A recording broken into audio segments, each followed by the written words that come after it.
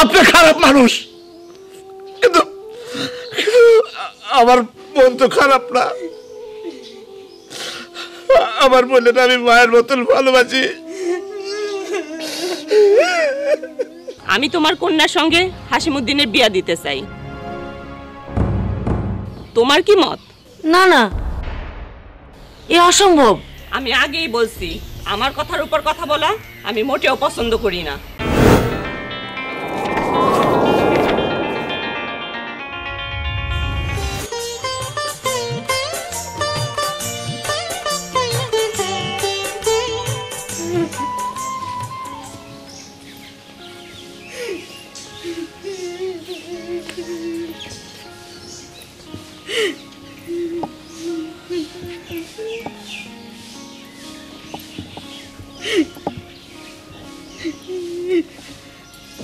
চাবি,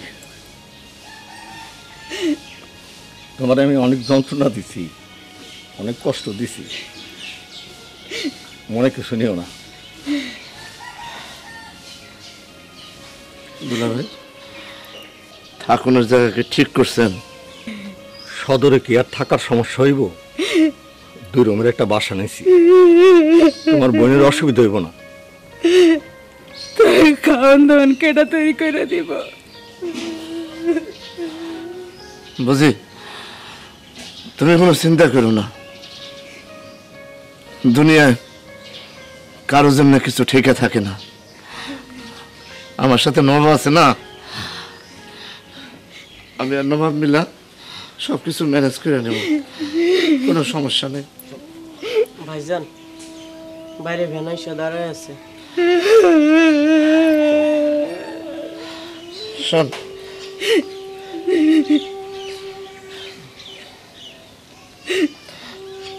ভ্যানওয়ালারে বিদায় করে দে।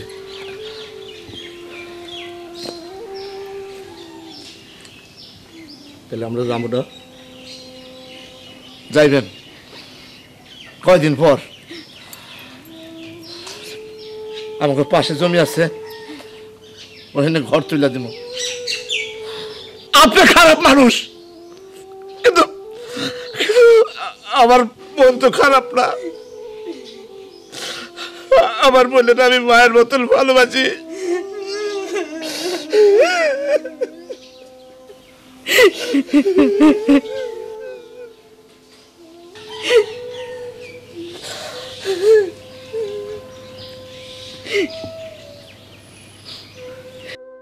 তুমি আমার মাফ করে দাও,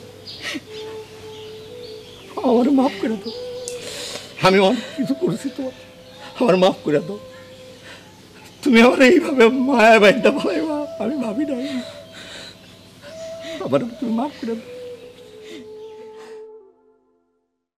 আম্মা, আম্মা, আম্মা, কিরে কি হইছে? ওই তুই স্কুলে যাস নাই? আপনারা হাসনাবু না? চিনতে পারছস? চিনুম না, ফরিদার মা, আমার চাচাতো বোন হাসনাবু। সালাম আলাইকুম। হাসিমুদ্দিন। জি আম্মা। এটা তোমার মামা, আর উনি হচ্ছেন মামি। হ্যালো মামা, how are you? Fine, thank you. ওইছে না? জি মামা, জি জি। হ্যালো মামি। ও সরি, আসসালামু আলাইকুম। কেমন আছেন? ওয়ালাইকুম সালাম, ভালো। আপনি কেমন আছেন? জি মামি, ভালো। তুমি না বিদেশে ছিলা? জি মামা, ছিলাম। হ্যাঁ, 1 মাস হয় দেশে আসছে। বাইকটা তো আমার দেখতে দুলাভাইয়ের মতন হইছে। দুলাভাই ভালো আছেন? আলহামদুলিল্লাহ, ভালো আছি। আমার শ্বশুর বাড়ির লোকেরাও তাই কয়। বুবু, আপনি তো আমাকে ভুলেই গেছেন গা। এই কতদিন পরে আইলেন? আরে ভুললে পরে কে আর আসতাম? তুইও তো আমার কোনো খোঁজ খবর রাখস না। বুবু, আপনি হইলেন বড় লোক মানুষ, আপনাকে বাড়িতে যাইতে আমাকে ডর করে। তারপরে যদি আপনারা নিয়মিত আসা যাওয়া করতেন তাইলে আমাকে কিছু সাহস হইতো। ওই এই যে আপনার বিয়ার সময় দুলাভাই লয়ে কথা কয়ে ডরাইছিলাম, এই ডর কিন্তু দুলাভাই আমারও হনো আছে। ভুললে কি আর আসতাম? এই যে আসলাম, যাওয়া আসা শুরু হয়ে গেল। তোমরা আমাদের বাড়ি যাবা, আমরা তোমাদের বাড়ি যাব। কি তোমারে কথা বলতে বলছি? তুমি চুপ থাকো। তা আপনারা কি এরকম খাড়ায় খাড়াই কথা কইবেন? একটু ভিতরে চলেন, শরবত খান, ঠান্ডা হয়ে তারপরে যত পারেন কথা কইবেন। আসেন দুলা ভাই, আসেন। আসেন দুলা ভাই।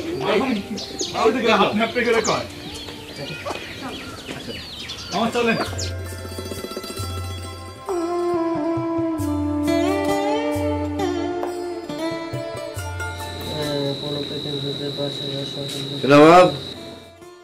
ঠিক মতো পড়াশোনা চলতেছে তো? হ্যাঁ ভাইজান, ঠিক মতোই চলতেছে। Good, very good. স্কুলের স্যাররা কেমন? খুব কড়া। মানে মারে না? যাক, ঠিক মতো বুঝায়? হ্যাঁ বুঝায়। শোনো, ওই স্কুলের স্যাররা যদি মারে তাহলে আমারে বলবা, দিমু আইনের প্যাঁচ মেয়েরা, তখন টের পাইব। পড়ার লিগা মারলে মারবো না, পড়ার লেগে তো মারতে পারবো না। বাচ্চাদের গায়ে হাত তোলা যাবে না। শিক্ষকরা বাচ্চাদের বুঝাবে, এ ব্যাপারে আইন বড় কঠিন। ভাইজান, সব বিষয় আপনি এত আইন টানেন কেন? দেখি স্বর্গে গেল ধান বানে, আমার হচ্ছে সেই দশা। আগে ওগুলো হোক, তারপরে বুঝবা। পড়ো পড়ো, মনোযোগ দাও। আচ্ছা ভাইজান। আচ্ছা, তোর এই ফুপুরে তো কোনোদিন দেখি নাই। আমি তো দেখি নাই, তোরা কি করে দেখবি? তোর কেমন ফুপু? আমার বাপের চাচাতো বোন। বড় লোক আছে তাই না? হ্যাঁ, ফুফার নাকি মাছের ব্যবসা করে মেলা টাকা কামাইছে। ঢাকায় নাকি তাদের গাড়ি আছে, বাড়ি আছে, মেলা কত কিছু। ও বাবা, তুই তো কোনোদিন কস নাই? কি কমু, আমরা তো ওখানে কখনো যাই নাই।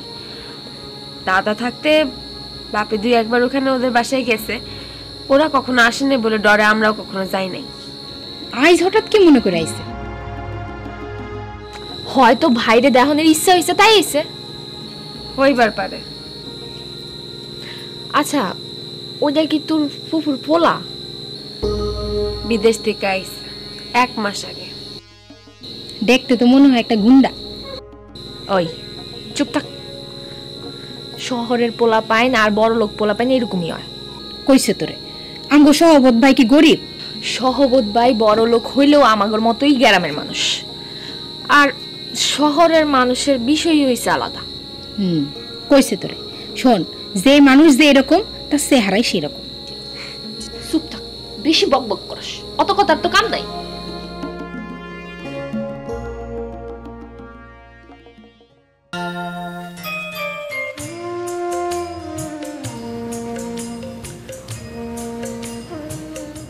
খালা,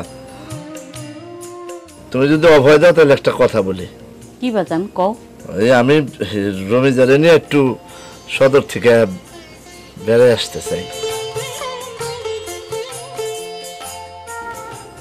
সেটা গেলে যাও, তবে বাজান আমার এখন কথা আছে, যদি তুমি কিছু মনে না করো। কি কথা খালা? কথাটা হচ্ছে, ওরে নিয়ে যাইবা যাও, তো মানুষ যদি এই নিয়ে কোনো কথা কয় তাইলে কইলাম আমার গলায় দড়ি দেওয়া ছাড়া আর কোনো উপায় থাকবো না। ও এই কথা।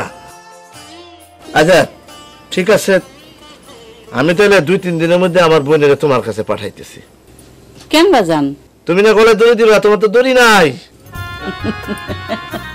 হ্যাঁ শোনো খালা, ওই নিজের বিয়ার প্রস্তাব কি নিজে দিতে পারে? পারে না। একেবারে কানটা মুলে দেব। দাও দাও দাও দাও, কান মুলা দাও। বহুদিন আমার মায়ের কান মোলা খাইনি। দুলা ভাই, বসি দিয়া মাছ ধরার অভ্যাসটা হলো আছে আপনার? এই মেয়ে, যখন তখন বাড়ির বাইরে যাও কেন? বুবু, এটা গ্রাম, এইখানে কোনো সমস্যা নাই। শোনো, আমার কথার উপর কথা কও আমি মোটেও পছন্দ করি না। ফিরোজ, জি বাবু। মেয়ের এইভাবে একদম প্রশ্রয় দিবা না।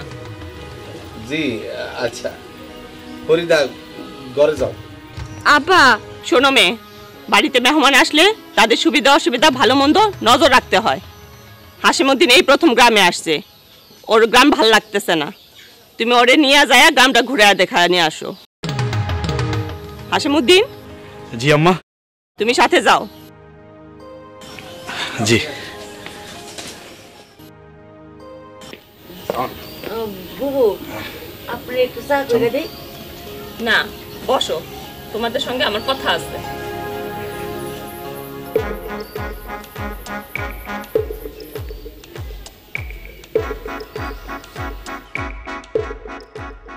আমি হঠাৎ কেন তোমাকে বাড়ি আসলাম, নিশ্চয়ই তোমাকে মনে প্রশ্ন আসছে। তা তো একটু জাগছেই। হাশেমউদ্দিন বিদেশে একটা বিয়ে করছিল, 3 মাসও টিকে নাই, ওরে রাইখা চলে গেছে। হায় আল্লাহ, বলেন কি? শহরের মাইয়া তো, ওগো কাছে বিবাহ ডাল ভাত।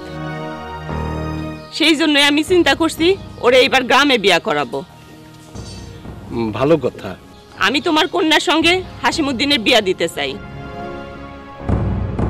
তোমার কি মত? না না, এ অসম্ভব। আমি আগেই বলছি, আমার কথার উপর কথা বলা আমি মোটেও পছন্দ করি না। এই শোনো, এই শোনো, এই ফরিদা, আরে না আসলে অনেক অনেক সুন্দর তোমাদের গ্রামটা, ঠিক তোমার মতো, বুঝছো? বুবু, আপনি ফরিদারি নিবেন সেটা তো আমার ভাগ্য, কিন্তু ওর যা বয়স, সিদ্ধান্তটা বছর 4 পরে নেই। ঠিকই তো কইছে। এই তুমি চুপ থাকো, তোমার কোনো কথা বলতে বলছি?